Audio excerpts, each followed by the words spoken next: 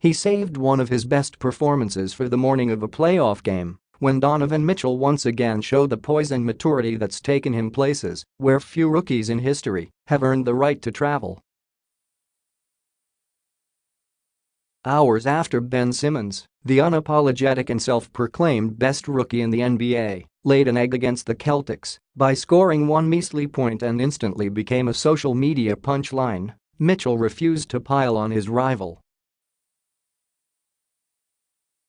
This took guts, especially after Simmons dismissed any comparisons between himself and Mitchell weeks ago, but Mitchell went high road and had a veteran's response anyway. The biggest thing that people don't understand is that every player has that night. You look at LeBron against the Mavs in the finals. There was one year when I was watching Harden in a playoff game against the Warriors and he had like 10 turnovers. So it happens to everybody.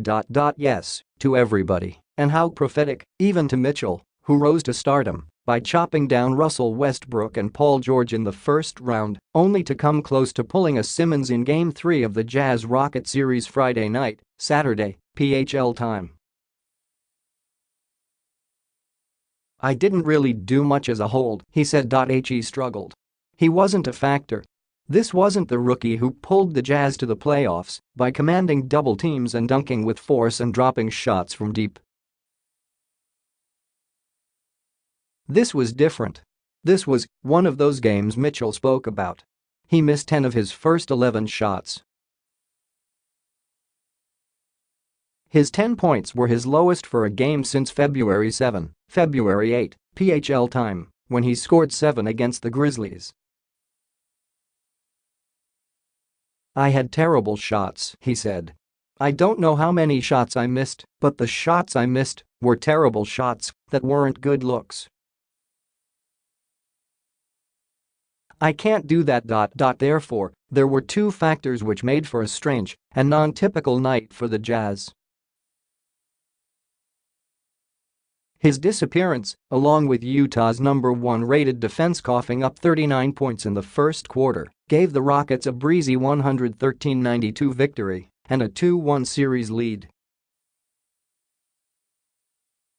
The Rockets finally broke 110 points for the first time this series, no major surprise given James Harden and Chris Paul and their three-point mentality. That's too much fire to keep contained for very long. And whenever the Rockets break loose as they did, it puts massive pressure on the Jazz to keep up, which they couldn't, if only because they're not built for engaging in a scoring contest with most teams, let alone the Rockets. It's the surest way to a quick basketball death. For us, said Jazz coach Quinn Snyder, the margin for error is not so great when you play a team like Houston. Just as alarming as Mitchell's slow fade this series. He's shooting 33% overall and 24% from deep, and this is sudden and unexpected, even against the No. 1 seed in the West. Maybe not for most rookies. But Mitchell raised the bar for himself after a strong regular season and a ballistic effort against Oklahoma City, where he averaged 28.5 points and 7.2 rebounds, and never once looked overmatched or uncomfortable in his first taste of the playoffs and high stakes. And isn't that the ultimate sign of respect for a player when a poor game, or a small string of them, are met with a surprise reaction? Mitchell has made himself into that special player already. He's the rare dunk contest winner who's just as dangerous from deep, a 1-2 combo that won over his Jazz teammates quickly and made him the club's No. 1 option almost from the jump. Mitchell's money move is a rapid burst off the dribble into the lane, where he'll then execute a smooth spin move garnished with a gentle finger roll for the basket. OKC still has flesh wounds from that move. He delivered constantly in the final few months when the Jazz became one of the top 3 teams in the NBA, at least record-wise, and soared up the West standings.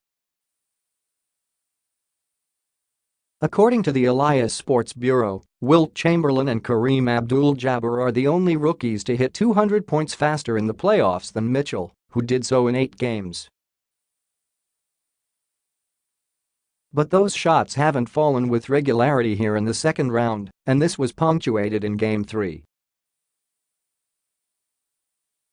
Either the Rockets have wised up, which usually happens when a team sees the same player every other night in a playoff series, or the rookie wall is playing a cruel trick on Mitchell by rising up in May. Snyder is betting on the former. They shaded Donovan to his left hand, and he has to adjust to that, and I think he can. Mitchell doesn't really have a choice if the Jazz plan to extend this series. There's nobody riding shotgun on Utah that frightens anyone. Joe Ingles dropped 27 on Houston in Game 2, but followed up with 6. Other than Mitchell, there's no consistency, nobody who's a big threat, and when others turn chilly, Mitchell is often forced to press, which he did Friday, Saturday, PHL time. Chris Paul said, "We just tried to make it tough on him. Donovan's been great all year, but Trevor Ariza is good defensively, and Clint Capella is challenging him at the rim. He's a tough cover, and it's hard to stop him with one person. Guys have to do it collectively. We try to make him feel crowded. Which means the Rockets will take their chances on Ingles and Eric Favors and Rudy Gobert beating them, a wise strategy." Mitchell's load is heavier than most rookies, even more burdensome than Simmons in Philly from a scoring standpoint. Simmons has Joel Embiid and J.J. Redick. Mitchell must be the lead singer for Utah, or else. Those are the odds, anyway, and the Rockets exploited that Friday. I think the biggest thing is, my mindset has always been the aggressor, Mitchell said.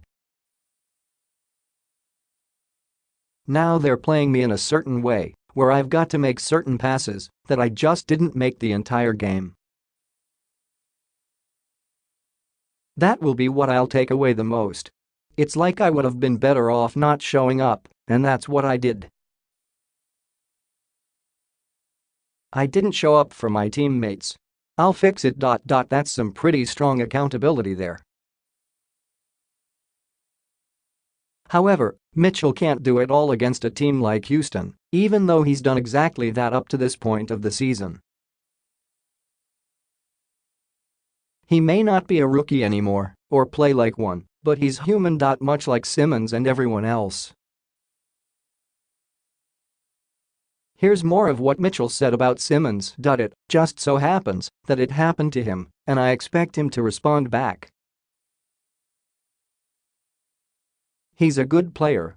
Good players respond back, and it's all about the response. It's a testament to his character. But it happens. He can't play great every night. It's not as easy as some people think.